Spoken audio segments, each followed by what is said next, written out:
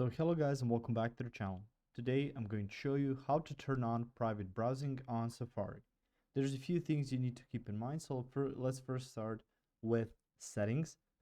Open it up, go all the way down to apps.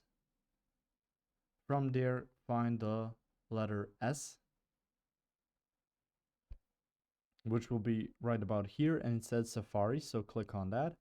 From here you can see access, you can see search engine, and you can use the option also use in private browsing. So make sure that's switched on. So from there, let's return back to the home screen. So this is where we start. From here, open up the Safari app, which will be at the bottom of the screen.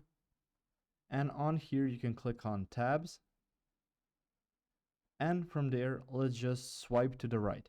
Now, it doesn't appear straight away, but if you go ahead and click on the private at the bottom, you can see here private browsing adds additional privacy protection for tabs. After you close a tab, Safari won't remember the pages you visited, your search history, or your autofill information.